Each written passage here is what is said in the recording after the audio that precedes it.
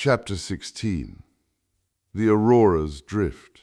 After Mackintosh left the Aurora on January 25, 1915, Stenhouse kept the ship with difficulty off Tent Island.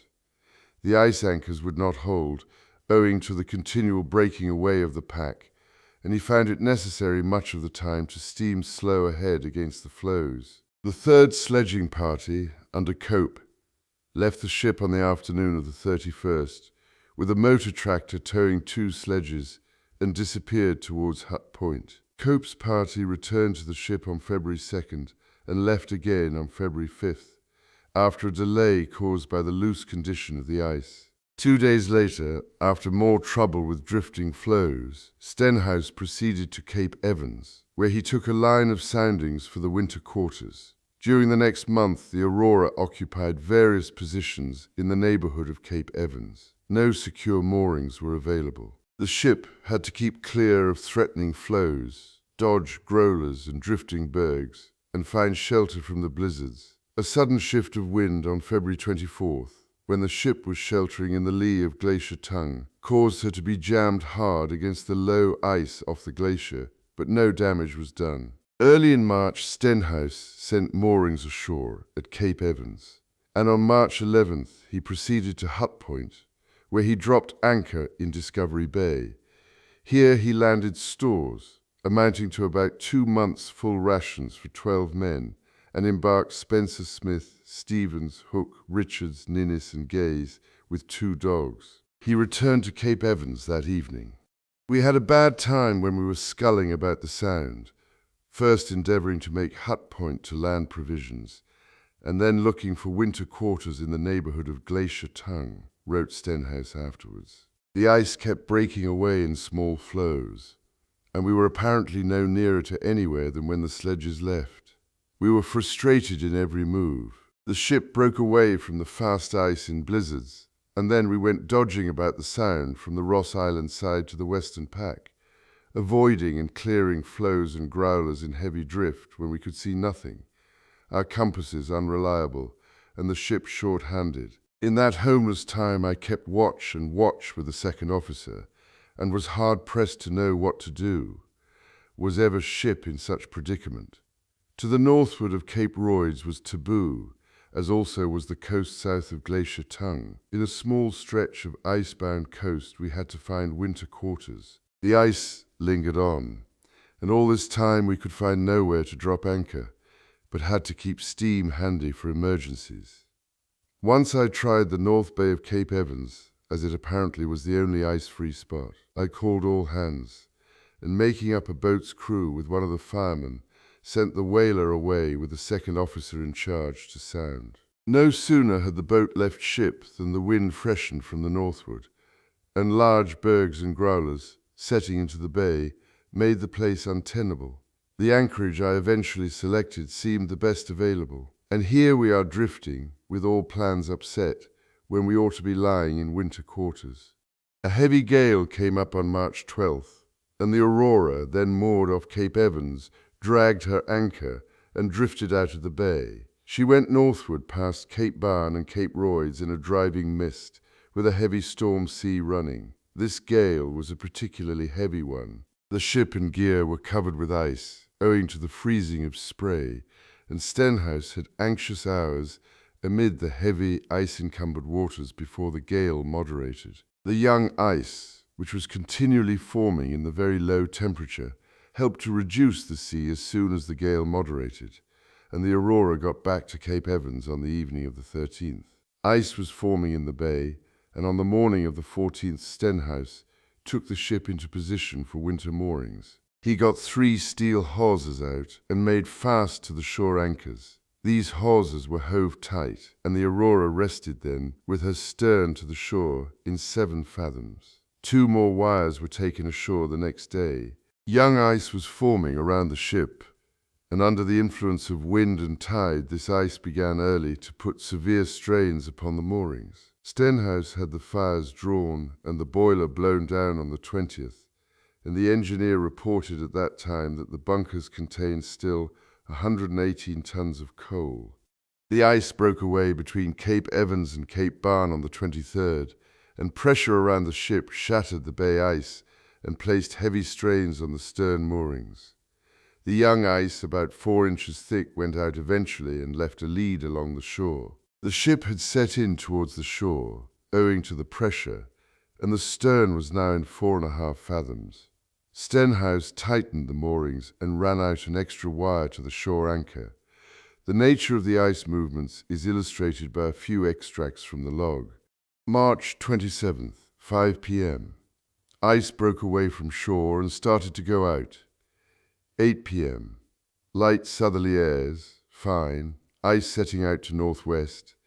Heavy pressure of ice on starboard side and great strain on moorings. 10 p.m. Ice clear of ship. March 28th. New ice forming over bay. 3 a.m. Ice which went out last watch set in towards bay. 5 a.m. Ice coming in and overriding newly formed bay ice. Heavy pressure on port side of ship. Wires frozen into ice. 8 a.m. Calm and fine. New ice setting out of bay. 5 p.m. New ice formed since morning, cleared from bay except area on port side of ship and stretching abeam and ahead for about 200 yards, which is held by bights of wire. New ice forming. March 29th, 1:30 p.m. New ice going out. 2 p.m. Hands on floe on port quarter clearing wires. Stern in 3 fathoms. Hauled wires tight, bringing stern more to eastward and in 4 fathoms. Hove in about 1 fathom of starboard cable, which had dragged during recent pressure. April 10th, 1:30 p.m. Ice breaking from shore under influence of southeast wind. 2 starboard quarter wires parted. All bights of stern wires frozen in ice. Chain taking weight. 2 p.m. Ice opened, leaving ice in bay in line from cape to landward of glacier. 8 p.m. Fresh wind, ship holding ice in bay, ice in sound, wind driven to northwest. April 17th, 1 a.m. Pressure increased and wind shifted to northwest. Ice continued to override and press into shore until 5 o'clock. During this time, pressure into bay was very heavy. Movement of ice in straits causing noise like heavy surf. Ship took ground gently at rudder post during pressure, bottom under stern shallows very quickly. 10 p.m. Ice moving out of bay to westward. Heavy strain on after moorings and cables, which are cutting the flow. Stenhouse continued to nurse his moorings against the onslaughts of the ice during the rest of April and the early days of May. The breakaway from the shore came suddenly and unexpectedly on the evening of May 6th. May 6th, 1915. Fine morning, with light breezes from east-southeast, 3:3 p.m. Ice nearly finished. Sent hands ashore for sledge load. 4 p.m. Wind freshening with blizzardy appearance of sky. 8 p.m. Heavy strain on after moorings. 9:45 p.m. The ice parted from the shore. All moorings parted. Most fascinating to listen to waves and chain breaking. In the thick haze I saw the ice astern breaking up and the shore receding. I called all hands and clapped relieving tackles, 4-inch manila luff tackles, onto the cables on the forepart of the windlass. The boatswain had rushed along with his hurricane lamp and shouted, "She's away wi' it." He is a good fellow and very conscientious. I ordered steam on main engines, and the engine room staff with Hook and Ninnis turned to. Grady, fireman, was laid up with a broken rib. As the ship, in the solid flow, set to the northwest, the cables rattled and tore at the hawse pipes. Luckily the anchors, lying as they were on a strip-sloping bottom, came away easily, without damage to windlass or hawse pipes. Slowly as we disappeared into sound, the light in the hut died away. At 11:30 p.m., the ice around us started to break up, the floes playing tattoo on the ship's sides. We were out in the sound and catching the full force of the wind. The moon broke through the clouds after midnight and showed us the pack, stretching continuously to northward and about 1 mile to the south. As the pack from the southward came up and closed in on the ship, the swell lessened and the banging of floes alongside eased a little. May 7th, 8 a.m. Wind east-southeast. Moderate gale with thick drift. The ice around ship is packing up and forming ridges about 2 feet high. The ship is lying with head to the eastward, Cape Bird showing to northeast. When steam is raised, I have hopes of getting back to the fast ice near the glacier tongue. Since we have been in winter quarters, the ice has formed and, held by the islands and land at Cape Evans, has remained north of the tongue. If we can return, we should be able now to moor to the fast ice. The engineers are having great difficulty with the sea connections, which are frozen. The main bow-down cock, from which the boiler is run up, has been tapped and a screw plug put into it to allow of a hot iron rod being inserted to thaw out the ice between the cock and the ship's side, about 2 feet of hard ice, 4.30 p.m. The hot iron has been successful. Donnelly, second engineer, had the pleasure of stopping the first spurt of water through the pipe. He got it in the eye. Fires were lit in furnaces, and water commenced to blow in the boiler, the first blow in our defense against the terrific forces of nature in the Antarctic. 8 p.m. The gale has freshened, accompanied by thick drift. The Aurora drifted helplessly throughout May 7th. On the morning of May 8, the weather cleared a little, and the western mountains became indistinctly visible. Cape Bird could also be seen. The ship was moving northwards with the ice. The daylight was no more than a short twilight of about 2 hours' duration. The boiler was being filled with ice, which had to be lifted aboard, broken up, passed through a small porthole to a man inside, and then carried to the manhole on top of the boiler. Stenhouse had the wireless aerial rigged during the afternoon, and at 5 p.m. was informed that the watering of the boiler was complete. The wind freshened to a moderate southerly gale, with thick drift, in the night, and this gale continued during the following day, the 9th. The engineer reported at noon that he had 40-pound pressure in the boiler and was commencing the thawing of the auxiliary sea connection pump by means of a steam pipe. Cape Bird is the only land visible, bearing northeast true about 8 miles distant, wrote Stenhouse on the afternoon of the 9th. So this is the end of our attempt to winter in McMurdo Sound. Hard luck after 4 months buffeting, for the last 7 weeks of which we nursed our moorings. Our present situation calls for increasing vigilance. It is 5 weeks to the middle of winter. There is no sun.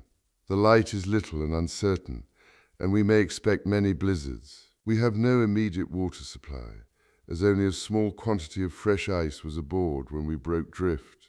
The Aurora is fast in the pack and drifting God knows where. Well, there are prospects of a most interesting winter drift.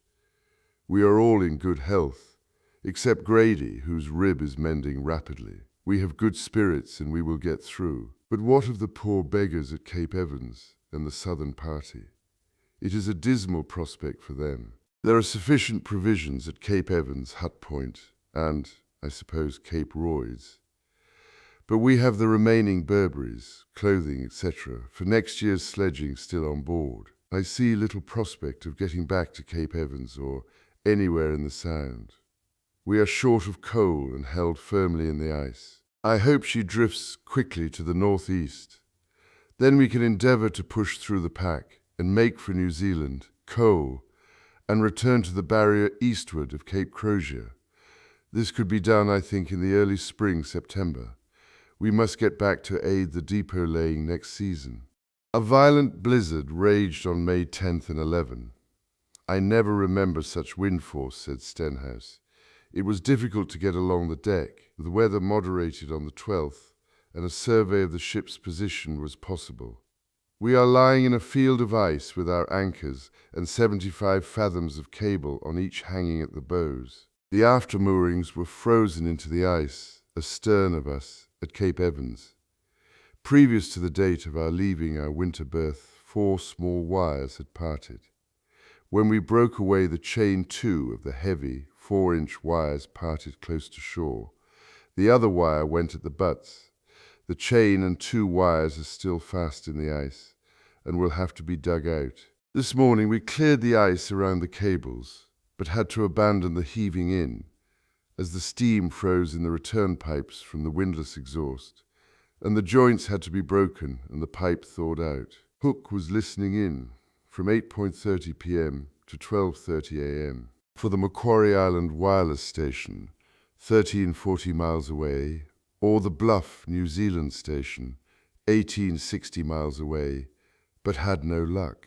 The anchors were hove in by dint of much effort on the 13th and 14th, ice forming on the cable as it was hoisted through a hole cut in the floe. Both anchors had broken, so the Aurora had now one small kedge anchor left aboard. The ship's position on May 14th was approximately 45 miles north, 34 west of Cape Evans. In 1 week we have drifted 45 miles geographical. Most of this distance was covered during the first 2 days of the drift. We appear to be nearly stationary. What movement there is in the ice seems to be to the northwest towards the icebound coast. Hands, who were after penguins yesterday, reported much noise in the ice about 1 mile from the ship. I hope the floe around the ship is large enough to take its own pressure. We cannot expect much pressure from the south, as McMurdo Sound should soon be frozen over and the ice holding. Northeast winds would drive the pack in from the Ross Sea. I hope for the best. Plans for future development are ready, but probably will be checkmated again. I took the anchors aboard. They are of no further use as separate anchors, but they ornament the forecastle head, so we put them in their places. The supply of fresh water is a problem. The engineer turned steam from the boiler into the main water tank, starboard, through a pipe leading from the main winch pipe to the tank top. The steam condenses before reaching the tank. I hope freezing does not burst the tank. A large tabular iceberg carved from the barrier is silhouetted against the twilight glow in the sky about 10 miles away. The sight of millions of tons of fresh ice is most tantalizing. It would be a week's journey to the berg and back over pack and pressure, and probably we could bring enough ice to last 2 days. The record of the early months of the Aurora's long drift in the Ross Sea is not eventful. The galley condenser was rigged, but the supply of fresh water remained a problem. The men collected fresh fallen snow when possible and hoped to get within reach of fresh ice. Hook and Ninnis worked hard at the wireless plant, with the object of getting into touch with Macquarie Island and possibly sending news of the ship's movements to Cape Evans. They got the wireless motor running and made many adjustments of the instruments and aerials, but their efforts were not successful. Emperor penguins approached the ship occasionally, and the birds were captured whenever possible for the fresh meat they afforded. The Aurora was quite helpless in the grip of the ice, and after the engine room bilges had been thawed and pumped out, the boilers were blown down. The pressure had been raised to 60 pounds, but there was no chance of moving the ship, and the supply of coal was limited. The story of the Aurora's drift during long months can be told briefly by means of extracts from Stenhouse's log. May 21st. Early this morning there appeared to be movements in the ice. The grating and grinding noise makes one feel the unimportance of man in circumstances like ours. Twilight towards noon showed several narrow, open leads about 2 cables from ship and in all directions. Unable to get bearing, but imagine that there is little or no alteration in ship's position, as ship's head is same, and western mountains appear the same. Hope all is well at Cape Evans, and that the other parties have returned safely. Wish we could relieve their anxiety. May 22nd. Obtained good bearings of Beaufort Island, Cape Ross, and Dunlop Island, which put the ship in a position 18 miles south, 75 degrees east, true from Cape Ross. Since the 14th, when reliable bearings were last obtained, we have drifted northwest by north 7 miles. May 24th. Blizzard from south-southeast continued until 9 p.m., when it moderated, and at 11:45 p.m., wind shifted to northwest, light, with snow. Quite a lot of havoc has been caused during this blow, and the ship has made much northing. In the morning, the crack south of the ship opened to about 3 feet, At 2 p.m., felt heavy shock and the ship heeled to port about 70 degrees. Found ice had cracked from port gangway to northwest and parted from ship from gangway along to stern. Crack extended from stern to southeast, 7:35 p.m. Ice cracked from port forechains, in line parallel to previous crack. The ice broke again between the cracks and drifted to northwest for about 10 yards. The ice to southward then commenced to break up, causing heavy strain on ship and setting apparently north in large broken fields. Ship badly jammed in. 9:45 p.m. Ice closed in again around ship. 2 heavy wind squalls with a short interval between, followed by cessation of wind. We are in a labyrinth of large rectangular flows, some with their points pressing heavily against ship, and high-pressure ridges. May 25th. In middle watch felt pressure occasionally. Twilight showed a scene of chaos all around. One floe, about 3 feet in thickness, had upended, driven under ship on port quarter.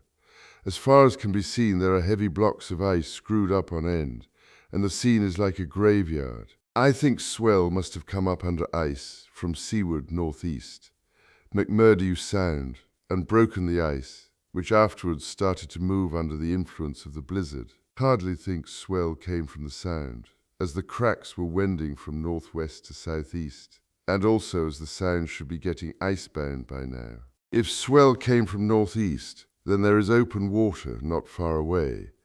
I should like to know. I believe the Ross Sea is rarely entirely ice-covered. Have bright moonlight now, which accentuates everything, the beauty and loneliness of our surroundings, and uselessness of ourselves, while in this prison, so near to Cape Evans, and yet we might as well be anywhere as here, have made our sledging ration scales, and crew are busy making harness and getting sledging equipment ready for emergencies. Temperature, 30 degrees Fahrenheit. May 26. If the ship is nipped in the ice, the ship's company, 18 hands, will take to 4 sledges with 1 month's rations and make for nearest land. 6 men and 1 sledge will endeavor to make Cape Evans via the western land, Butler Point, Hut Point, etc. The remaining 12 will come along with all possible speed, but no forced marches, killing and depoting penguins and seals for emergency retreats. If the ship remains here and makes no further drift to the north, towards latter end of July light will be making. The sun returns August 23rd. The sea ice should be fairly safe, and a party of 3, with 1 month's rations, will proceed to Cape Evans. If the ice sets north and takes the ship clear of land, we will proceed to New Zealand. Bunker, get extra officer and 4 volunteers, provisions, etc. Push south with all speed to the barrier, put party onto the barrier, about 2 miles east of Cape Crozier, and land all necessary stores and requirements. The ship will stand off until able to reach Cape Evans. If necessary, party will depot all stores possible at Corner Camp and go on to Cape Evans. If worst has happened, my party will lay out the depot at the Beardmore for Shackleton. If the ship is released from the ice after September, we must endeavor to reach Cape Evans before going north to Bunker. We have not enough coal to hang about the Sound for many days. May 28th. By the position obtained by meridian altitude of stars and bearing of Mount Melbourne, we have drifted 36 miles northeast from last bearings taken on 23rd inst. The most of this must have been during the blizzard of the 24th. Mount Melbourne is 111 miles due north of us, and there is some doubt in my mind as to whether the peak which we can see is this mountain. There may be a mirage in the evening had the football out on the ice by the light of a beautiful moon. The exercise and break from routine are a splendid tonic. Ice noises sent all hands on board. June 1st. Thick, hazy weather. In the afternoon, a black streak appeared in the ice about a cable's length to the westward and stretching north and south. 8 p.m. The black line widened and showed long lane of open water. Apparently we are fast in a flow which is broken from the main field, With thick weather, we are uncertain of our position and drift.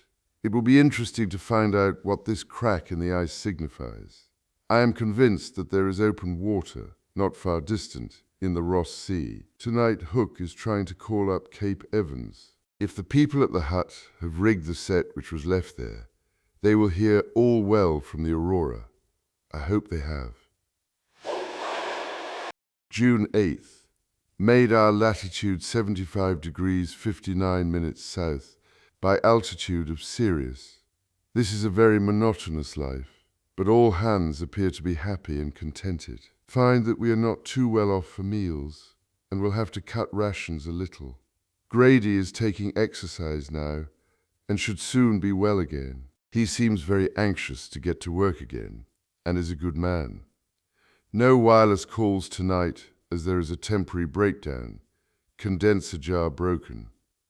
There is a very faint display of aurora in northern sky. It comes and goes almost imperceptibly, a most fascinating sight. The temperature is -20 degrees Fahrenheit. 52 degrees of frost is much too cold to allow one to stand for long. June 11th. Walked over to a very high-pressure ridge about a quarter of a mile north-northwest of the ship.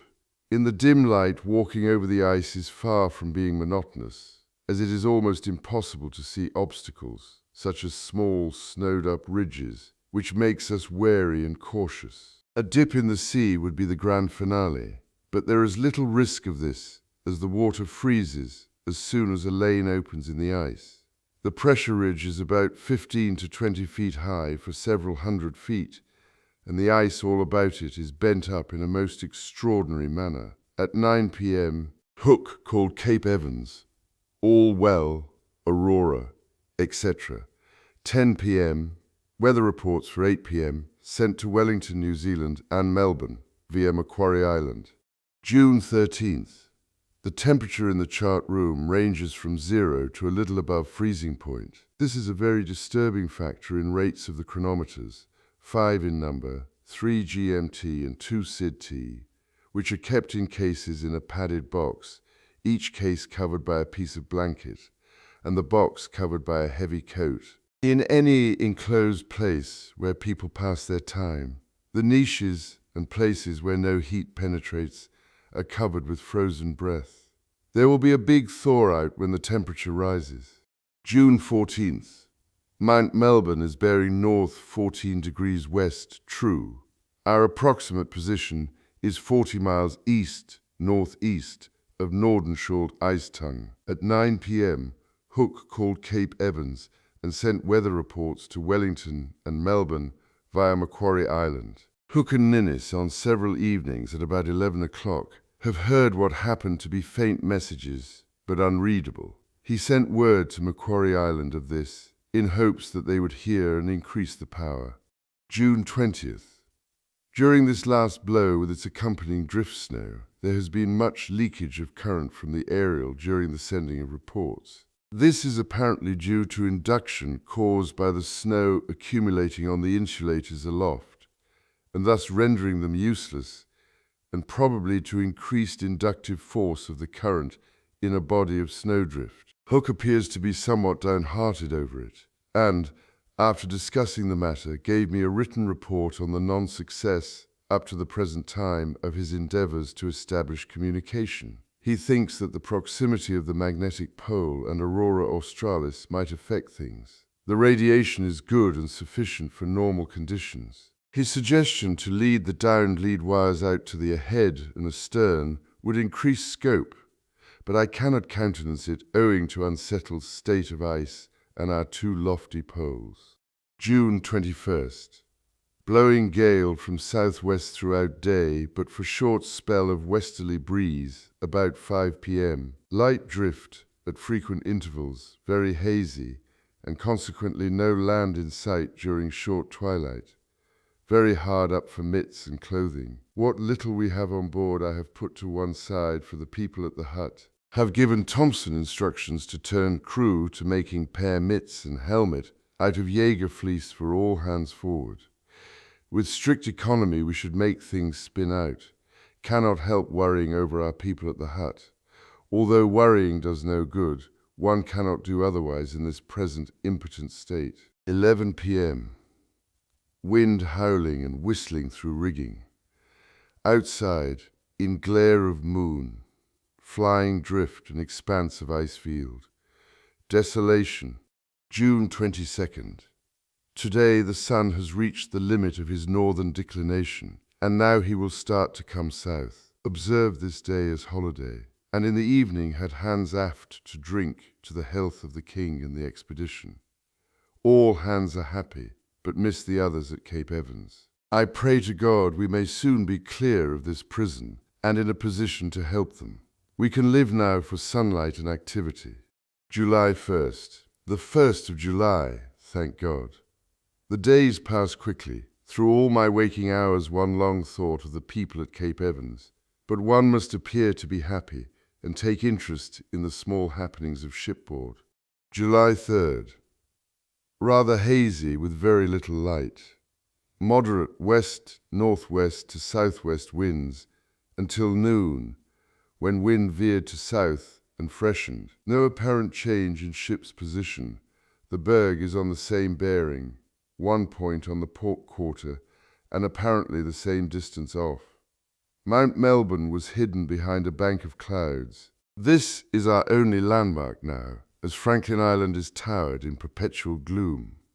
Although we have had the berg in sight during all the time of our drift from the entrance to McMurdo Sound, we have not yet seen it in a favourable light, and, were it not for its movement, we might mistake it for a tabular island. It will be interesting to view our companion in the returning light, unless we are too close to it. July 5th. Dull grey day during twilight, with light, variable, westerly breezes. All around hangs a heavy curtain of haze, and, although very light snow is falling, overhead is black and clear with stars shining. As soon as the faint noon light fades away, the heavy low haze intensifies the darkness and makes one thankful that one has a good firm berth in the ice. I don't care to contemplate the scene if the ice should break up at the present time. July 6th. Last night I thought I saw open water in the shape of a long black lane to the southward of the ship, and extending in an easterly and westerly direction, but owing to the haze and light snow I could not be sure. This morning the lane was distinctly visible and appeared to be 200 or 300 yards wide and 2 miles long at 6 p.m. Loud pressure noises would be heard from the direction of the open lane and continued throughout the night. Shortly after 8 o'clock, the grinding and hissing spread to our starboard bow, west-southwest, and the vibration caused by the pressure could be felt intermittently on board the ship. The incessant grinding and grating of the ice to the southward, with seething noises, as of water rushing under the ship's bottom, and ominous sounds, kept me on the qui-vive all night, and the prospect of a break-up of the ice would have racked my nerves had I not had them numbed by previous experiences. July 9th. At noon the sky to the northward had cleared sufficiently to allow of seeing Mount Melbourne, which appears now as a low peak to the northwest. Ship's position is 28 miles northeast of Franklin Island. On the port bow, and ahead of the ship, there are some enormous pressure ridges. They seem to be the results of the recent and present ice movements. Pressure heard from the southward all day. July 13th. At 5 p.m., very heavy pressure was heard on the port beam and bow south, and very close to the ship. This occurred again at irregular intervals. Quite close to the ship the ice could be seen bending upwards, and occasional jars were felt on board. I am inclined to think that we have set into a cul-de-sac, and that we will now experience the full force of pressure from the south. We have prepared for the worst, and can only hope for the best, a release from the ice with a seaworthy vessel under us. July 18th. This has been a day of events. About 8 a.m. the horizon to the north became clear, and as the light grew, the more westerly land showed up. This is the first clear day that we have had since the 9th of the month, and we have set a considerable distance to the northeast in the meantime. By meridian altitudes of stars and bearings of the land, which proved to be Coolman Islands, Mount Murchison and Mount Melbourne. Our position shows 78 miles geographical northeast by north of Franklin Island. During the last 3 days, we have drifted 40 miles geographical, so there has been ample reason for all the grinding and growling of pressure lately. The ship endured some severe squeezes this day. July 20th. Shortly before breakfast, the raucous voice of the Emperor Penguin was heard, and afterwards two were seen some distance from the ship. The nearest mainland, in vicinity of Cape Washington, is 90 miles distant, as also is Coolman Island. Franklin Island is 80 miles southeast by south, and the pack is in motion. This is the Emperor's hatching season, and here we meet them out in the cheerless desert of ice, 10:45 p.m. Heavy pressure around ship, lanes opened and ship worked astern about 20 feet. The wires in the ice took the strain, lashings at mizzen chains carried away fair lead bollard on port side of forecastle head. July 21st, 1 a.m. Lanes opened to about 40 feet wide. Ship in open pool about 100 feet wide. Heavy pressure in vicinity of ship. Called all hands and cut wires at the forecastle head. 2 a.m. Ship swung athwart lane as the ice opened, and the floes on the port side pressed her stern round. 11:30 a.m.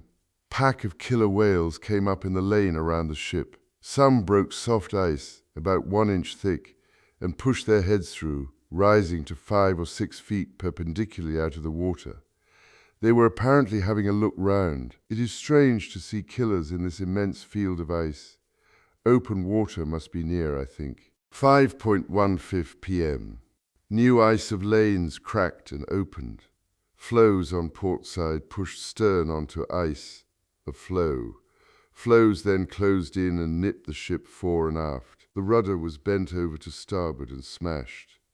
The solid oak and iron went like matchwood. 8 p.m. Moderate south-southwest gale with drift.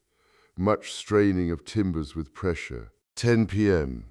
Extra hard nip fore and aft. Ship visibly hogged. Heavy pressure. July 22nd. Ship in bad position in newly frozen lane, with bow and stern jammed against heavy floes.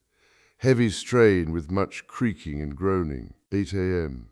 Called all hands to stations for sledges, and made final preparations for abandoning ship. Allotted special duties to several hands, to facilitate quickness in getting clear should ship be crushed. I'm afraid the ship's back will be broken if the pressure continues, but cannot relieve her. 2 p.m.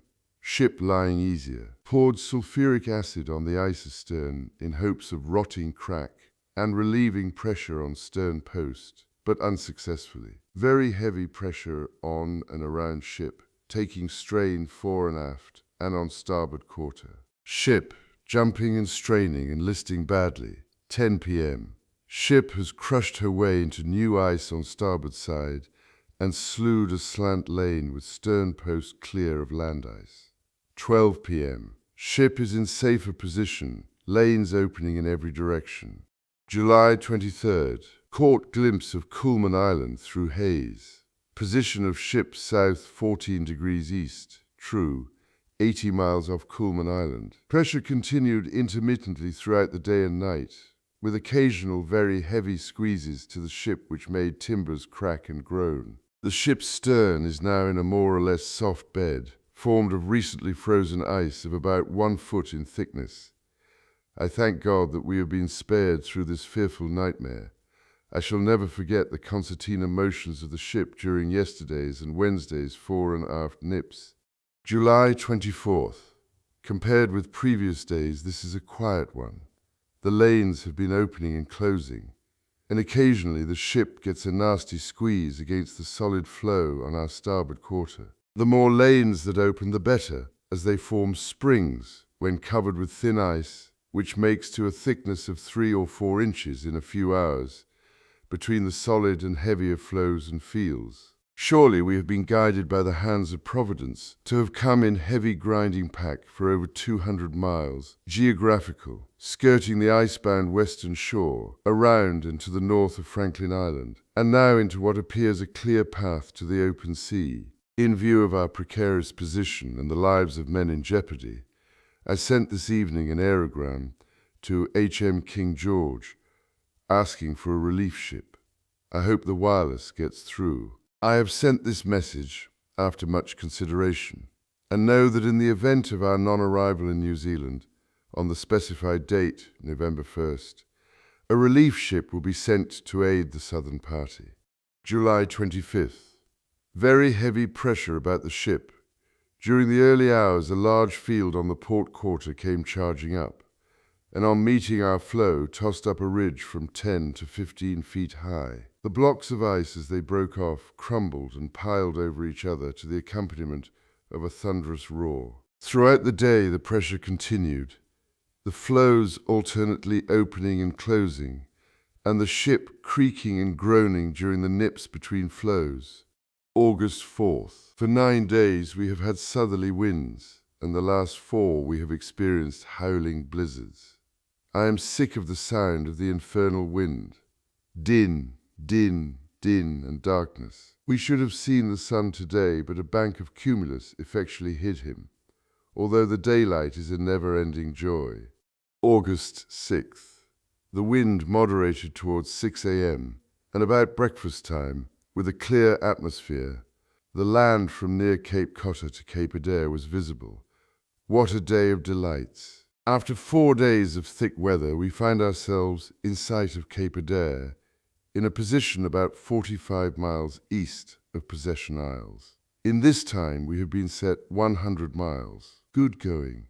Mount Sabine, the first land seen by us when coming south, lies away to the westward, forming the highest peak, 10,000 feet, of a majestic range of mountains covered in eternal snow. Due west we can see the Possession Islands, lying under the stupendous bluff of Cape Downshire, which shows large patches of black rock. The land slopes down to the northwest of Cape Downshire and rises again into the high peninsula about Cape Adore. We felt excited this morning in anticipation of seeing the sun, which rose about 9:30 local time. It was a glorious, joyful sight. We drank to something, and with very light hearts gave cheers for the sun. August 9th. Denali got to work on the rudder again. It is a long job cutting through the iron sheathing plates of the rudder, and not too safe at present, as the ice is treacherous. Hook says that the conditions are normal now.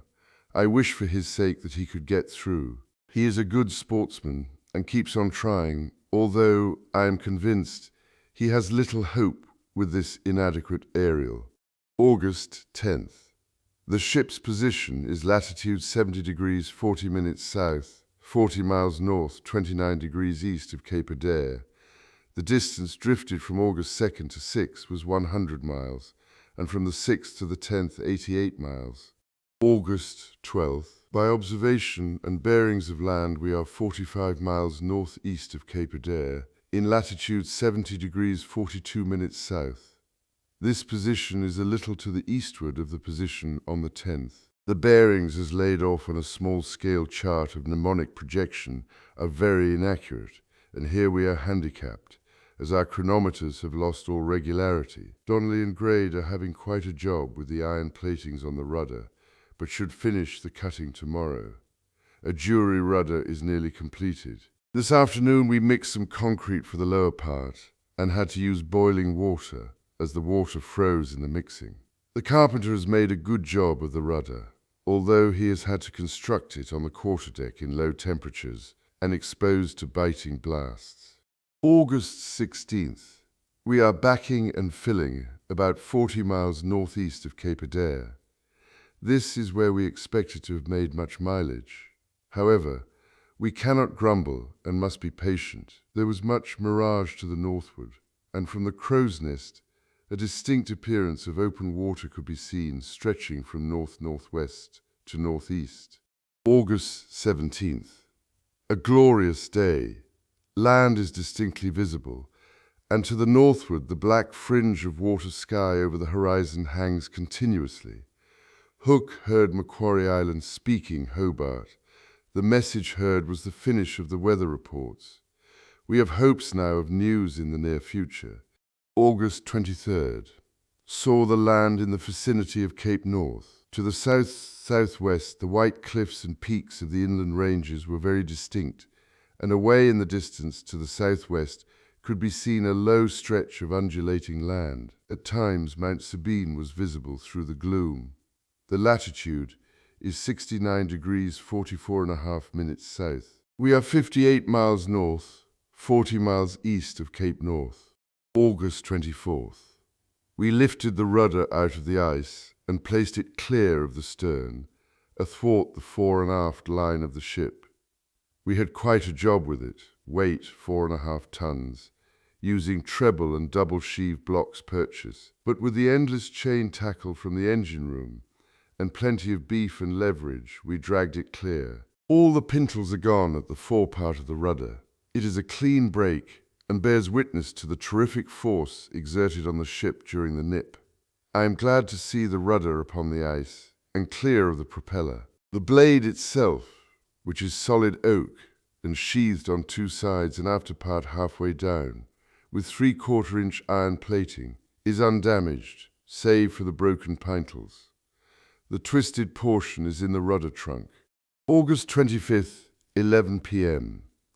Hook has just been in with the good tidings that he has heard Macquarie and the Bluff, New Zealand, sending their weather reports and exchanging signals. Can this mean that they have heard our recent signals and are trying to get us now? Our motor has been out of order. August 26th.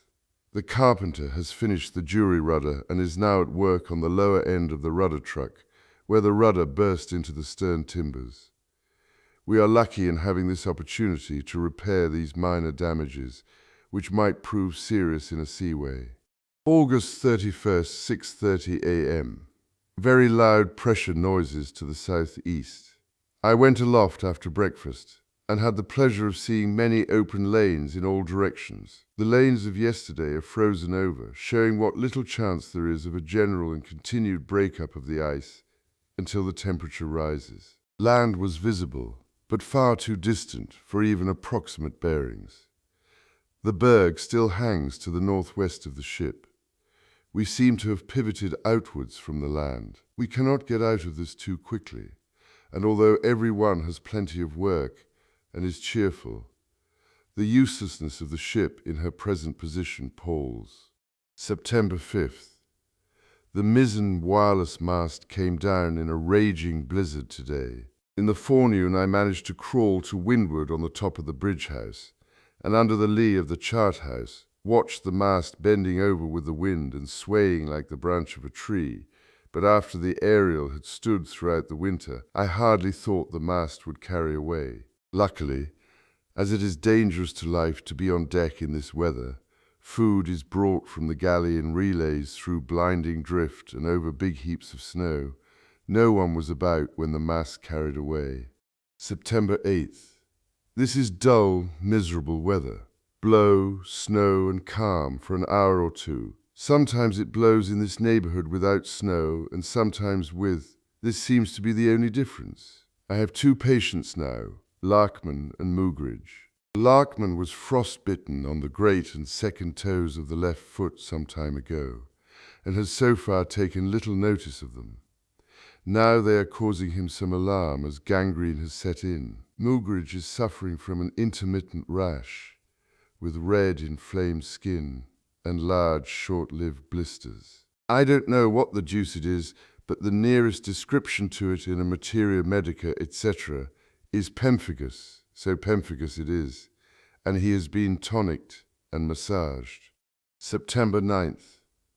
This is the first day for a long time that we have registered a minimum temperature above 0 for the 24 hours. It is pleasant to think that from noon to noon throughout the night the temperature never fell below +4 degrees, 28 degrees frost. And with the increase of daylight it makes one feel that summer really is approaching. September 13th. All around the northern horizon There is the appearance of an open water sky, but around the ship the prospect is dreary. The sun rose at 6:02 a.m. and set at 5:25 p.m. Ship's time 11 hours 5 minutes of sunlight and 17 hours light. 3 hours twilight morning and evening. The carpenter is dismantling the taffrail to facilitate the landing and, if necessary, the boarding of the jury rudder, and will construct a temporary removable rail. September 16th. There has been much mirage all around the horizon, and to the eastward through south to southwest heavy frost smoke has been rising. Over the northern horizon a low bank of white fog hangs as though over the sea. I do not like these continued low temperatures. I am beginning to have doubts as to our release until the sun starts to rot the ice. September 17th. This is the anniversary of our departure from London. There are only 4 of the original 11 on board: Larkman, Ninnis, Mauger, and I. Much has happened since Friday, September 18th, 1914, and I can recall the scene as we passed down the Thames with submarines and cruisers, in commission and bent on business, crossing our course. I can also remember the regret at leaving it all and the consequent fed-upness. September 21st. The sun is making rapid progress south, and we have had today over 17 hours light and 12 hours sunlight. Oh, for a release! The monotony and worry of our helpless position is deadly. I suppose Shackleton and his party will have started depot laying now, and will be full of hopes for the future. I wonder whether the Endurance wintered in the ice or went north. I cannot help thinking that if she wintered in the Weddell Sea, she will be worse off than the Aurora. What a lot we have to look for in the next 6 months. News of Shackleton and the Endurance, the party at Cape Evans, and the war. September 22nd. Latitude 69 degrees 12 minutes south. Longitude 165 degrees 0 minutes east. Sturge Island, Balleny Group, is bearing north, true 90 miles distant. Light northwest airs with clear, fine weather. Sighted Sturge Island in the morning, bearing due north of us and appearing like a faint low shadow on the horizon. It is good to get a good landmark for fixing positions again, and it is good to see that we are making northerly progress, however small. Since breaking away from Cape Evans, we have drifted roughly 705 miles around islands and past formidable obstacles. A wonderful drift. It is good to think that it has not been in vain, and that the knowledge of the set and drill of the pack will be a valuable addition to the sum of human knowledge.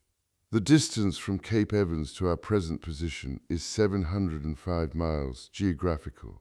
September 27th. The temperature in my room last night was round about 0, rather chilly, but warm enough under the blankets. Hook has dismantled his wireless gear. He feels rather sick about not getting communication, although he does not show it. September 30th. Ninnis has been busy now for the week on the construction of a new tractor. He is building the body and will assemble the motor in the fore-tween decks where it can be lashed securely when we are released from the ice. I can see leads of open water from the masthead, but we are still held firmly. How long? October 7th. As time wears on, the possibility of getting back to the barrier to land a party deserves consideration. If we do not get clear until late in the season, we will have to turn south first. Although we have no anchors and little moorings, no rudder and a short supply of coal. To leave a party on the barrier would make us very short-handed. Still, it can be done, and anything is preferable to the delay in assisting the people at Cape Evans. At 5 a.m., a beautiful perihelion formed around the sun. The sight so impressed the bosun that he roused me out to see it. During the month of October, the Aurora drifted uneventfully. Stenhouse mentions that there was often an appearance of open water on the northern and eastern horizon, but anxious eyes were strained in vain for indications that the day of the ship's release was near at hand. Hook had the wireless plant running again, and was trying daily to get into touch with Macquarie Island, now about 850 miles distant. The request for a relief ship was to be renewed if communication could be established, for by this time, if all had gone well with the Endurance, the overland party from the Weddell Sea would have been starting. There was considerable movement of the ice towards the end of the month, lanes opening and closing, but the floe, some acres in area, into which the Aurora was frozen, remained firm until the early days of November. The cracks appeared close to the ship, due apparently to heavy drift causing the floe to sink. The temperatures were higher now, under the influence of the sun, and the ice was softer.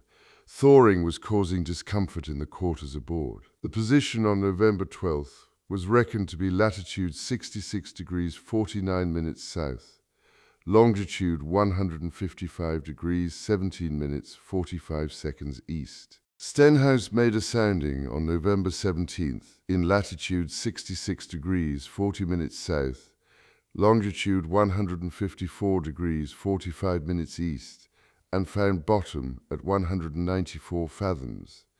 The bottom sample was mud and a few small stones.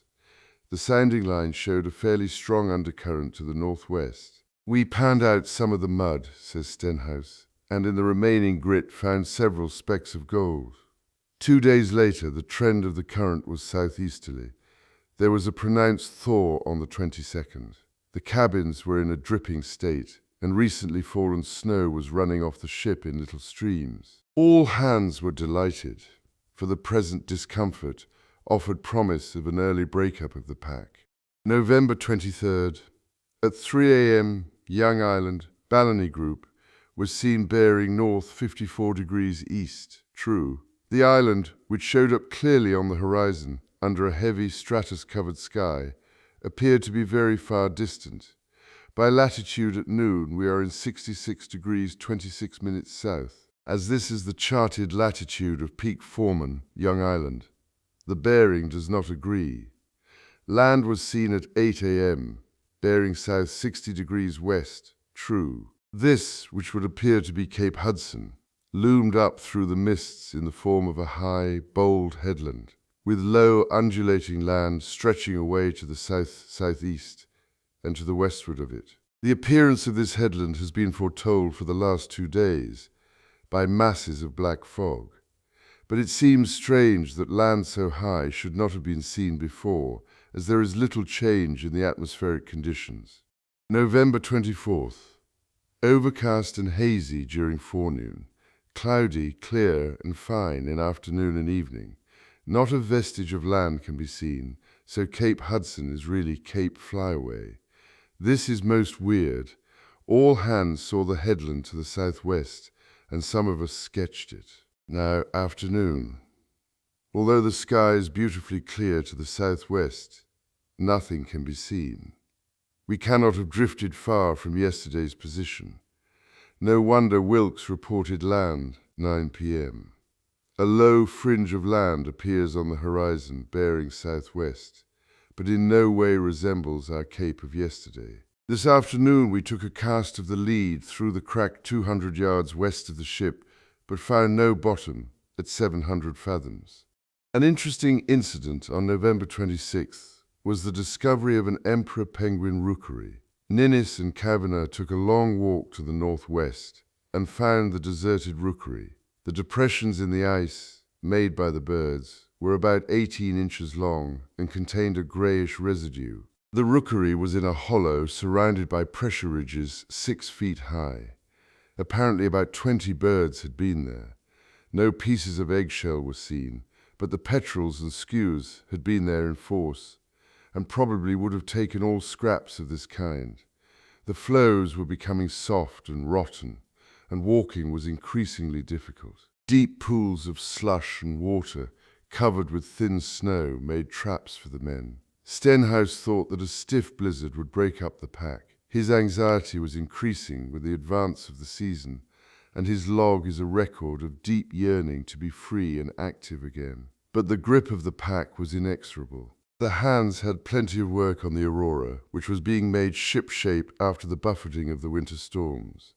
Seals and penguins were seen frequently, and the supply of fresh meat was maintained. The jury rudder was ready to be shipped when the ship was released, but in the meantime it was not being exposed to the attacks of the ice.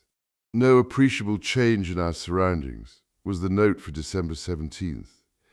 "Every day past now reduces our chance of getting out in time to go north for rudder, anchors, and coal. If we break out before January 15th, we might get north to New Zealand and down to Cape Evans again in time to pick up the parties. After that date, we can only attempt to go south in our crippled state and short of fuel. With only 9 days coal on board, we would have little chance of working through any Ross Sea pack, or of getting south at all if we encountered many blizzards. Still there is a sporting chance, and luck may be with us. Shackleton may be past the pole now. I wish our wireless calls had got through." Christmas Day, with its special dinner and mild festivities, came and passed, and still the ice remained firm. The men were finding some interest in watching the molting of emperor penguins, who were stationed at various points in the neighborhood of the ship. They had taken station to leeward of hummocks, and appeared to move only when the wind changed or the snow around them had become foul. They covered but a few yards on these journeys, and even then stumbled in their weakness. One emperor was brought on board alive, and the crew were greatly amused to see the bird balancing himself on heels and tail, with upturned toes, the position adopted when the egg is resting on the feet during the incubation period. The threat of a stiff blow aroused hopes of release several times, but the blizzard, probably the first Antarctic blizzard that was ever longed for, did not arrive. New Year's Day found Stenhouse and other men just recovering from an attack of snow blindness, contracted by making an excursion across the floes without snow goggles. At the end of the first week in January, the ship was in latitude 65 degrees 45 minutes south.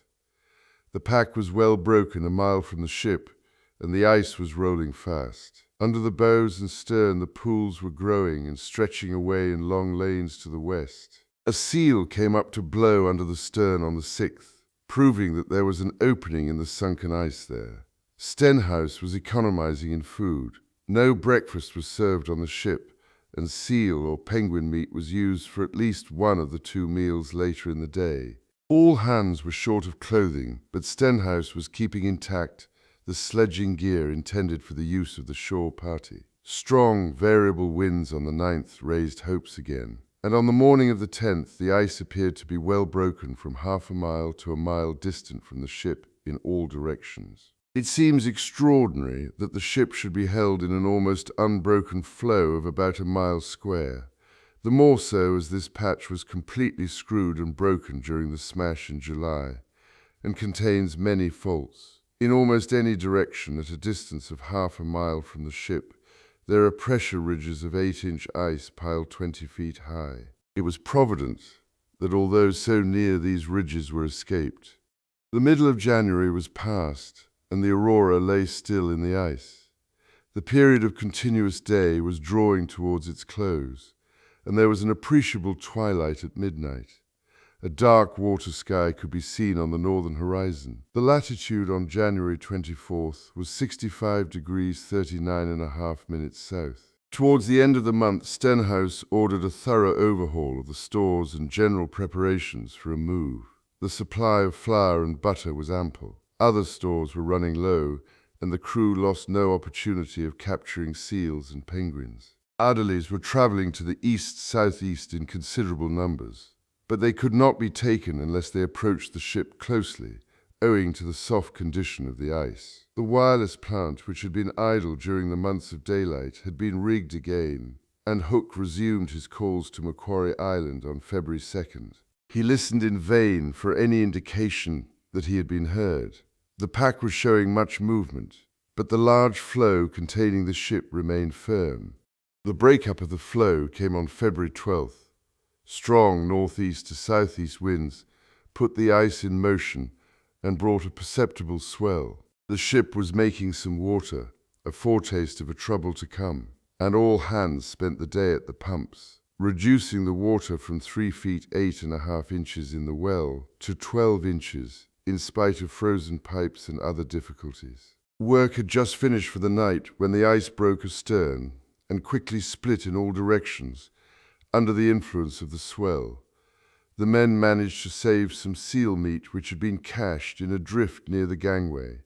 They lost the flagstaff, which had been rigged as a wireless mast out on the floe, but drew in the aerial. The ship was floating now amid fragments of floe and bumping considerably in the swell. A fresh southerly wind blew during the night, and the ship started to forge ahead gradually without sail. At 8:30 a.m., on the 13th Stenhouse, set the foresail and foretopmast staysail, and the Aurora moved northward slowly, being brought up occasionally by large floes. Navigation under such conditions, without steam and without a rudder, was exceedingly difficult, but Stenhouse wished, if possible, to save his small remaining stock of coal until he cleared the pack, so that a quick run might be made to McMurdo Sound. The jury rudder could not be rigged in the pack. The ship was making about 3.5 feet of water in the 24 hours, a quantity easily kept in check by the pumps. During the 14th, the Aurora worked very slowly northward through heavy pack. Occasionally the yards were backed or an ice anchor put into a floe to help her out of difficult places, but much of the time she steered herself. The jury rudder boom was topped into position in the afternoon, but the rudder was not to be shipped until open pack or open water was reached. The ship was held up all day on the 15th in latitude 64 degrees 38 minutes south. Heavy floes barred progress in every direction. Attempts were made to work the ship by trimming sails and warping with ice anchors, but she could not be manoeuvred smartly enough to take advantage of leads that opened and closed. This state of affairs continued throughout the 16th. That night a heavy swell was rolling under the ice, and the ship had a rough time. One pointed floe, 10 or 12 feet thick, was steadily battering, with a 3 feet send, against the starboard side, and fenders only partially deadened the shock. "It is no use butting against this pack with steam power," wrote Stenhouse. "We would use all our meager supply of coal in reaching the limit of the ice in sight, and then we would be in a hole, with neither ballast nor fuel. But if this stagnation lasts another week, we will have to raise steam and consume our coal in an endeavor to get into navigable waters. I am afraid our chances of getting south are very small now." The pack remained close, and on the 21st, a heavy swell made the situation dangerous. The ship bumped heavily that night, and fenders were of little avail. With each send of the swell, the ship would bang her bows on the floe ahead, then bounce back and smash into another floe across her stern post. This floe, about 6 feet thick and 100 feet across, was eventually split and smashed by the impacts. The pack was jammed close on the 23rd, when the noon latitude was 64 degrees 36.5 minutes south. The next change was for the worse. The pack loosened on the night of the 25th, and a heavy northwest swell caused the ship to bump heavily. This state of affairs recurred at intervals in succeeding days. The battering and ramming of the floes increased in the early hours until it seemed as if some sharp floe or jagged underfoot must go through the ship's hull. At 6 a.m., we converted a large core spring into a fender and slipped it under the port quarter, where a pressured floe with 20 to 30 feet underfoot was threatening to try and knock the propeller and stern post off altogether. At 9 a.m., after pumping ship, the engineer reported a leak in the way of the propeller shaft aft near the stern post on the port side. The carpenter cut part of the lining and filled the space between the timbers with Stockholm tar, cement and oakum. He could not get at the actual leak, but his makeshift made a little difference. I am anxious about the propeller. This pack is a dangerous place for a ship now. It seems miraculous that the old barkie still floats. The ice opened out a little on March 1st. It was imperative to get the ship out of a dangerous situation quickly, as winter was approaching, and Stenhouse therefore ordered steam to be raised. Next morning he had the spanker gaff rigged over the stern for use as a temporary rudder while in the heavy pack. Steam had been raised to working pressure at 5.15 p.m. on the 2nd, and the Aurora began to work ahead to the westward.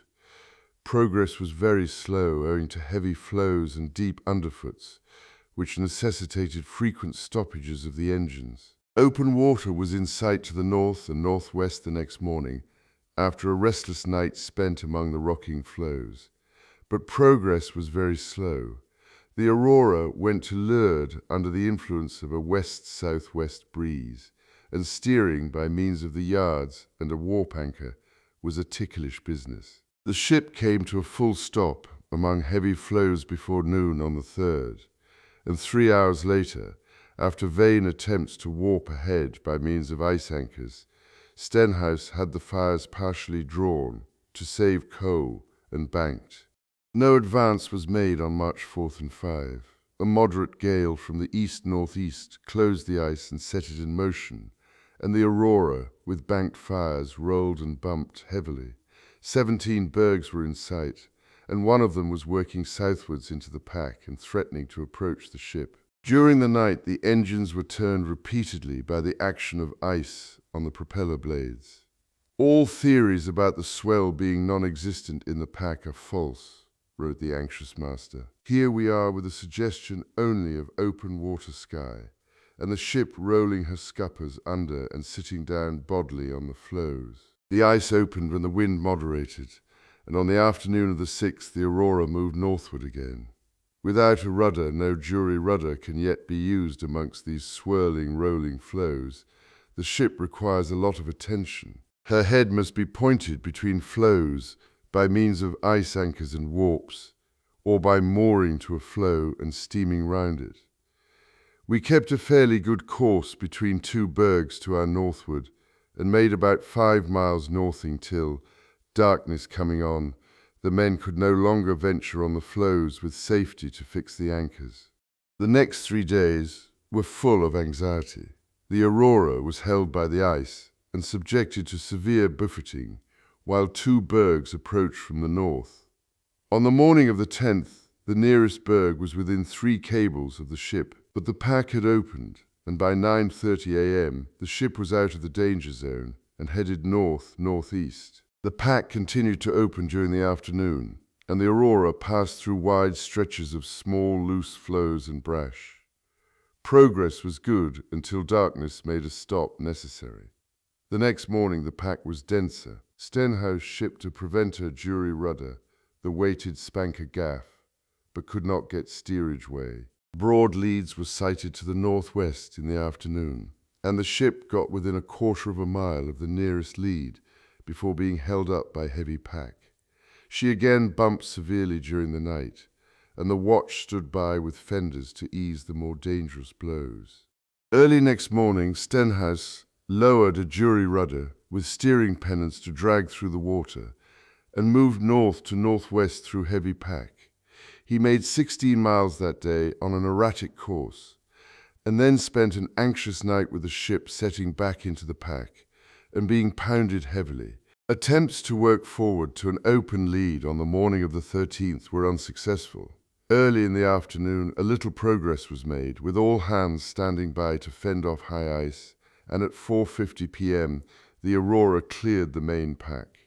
An hour was spent shipping the jury rudder under the counter, and then the ship moved slowly northward. There was pack still ahead, and the bergs and growlers were a constant menace in the hours of darkness. Some anxious work remained to be done, since bergs and scattered ice extended in all directions. But at 2 p.m., on March 14, the Aurora cleared the last belt of pack in latitude 62 degrees, 27.5 minutes south, longitude 157 degrees, 32 minutes east. We spliced the main brace, says Stenhouse, and blew 3 blasts of farewell to the pack with the whistle. The Aurora was not at the end of her troubles, but the voyage up to New Zealand need not be described in detail. Any attempt to reach McMurdo Sound was now out of the question. Stenhouse had a battered, rudderless ship with only a few tons of coal left in the bunkers, and he struggled northward in heavy weather against persistent adverse winds and head seas. The jury rudder needed constant nursing, and the shortage of coal made it impossible to get the best service from the engines. There were times when the ship could make no progress and fell about helplessly in a confused swell, or lay hove to amid mountainous seas. She was short-handed, and one or two of the men were creating additional difficulties, but Stenhouse displayed throughout fine seamanship and dogged perseverance. He accomplished successfully one of the most difficult voyages on record, in an ocean area notoriously stormy and treacherous. On March 23rd, he established wireless communication with Bluff Station, New Zealand, and the next day was in touch with Wellington and Hobart. The naval officer in New Zealand waters offered assistance, and eventually it was arranged that the Otago Harbour Board's tug Plucky should meet the Aurora outside Port Chalmers. There were still bad days to be endured. The jury rudder partially carried away and had to be unshipped in a heavy sea. Stenhouse carried on, and in the early morning of April 2, the Aurora picked up the tug and was taken in tow. She reached Port Chalmers the following morning and was welcomed with the warm hospitality that New Zealand has always shown towards Antarctic explorers.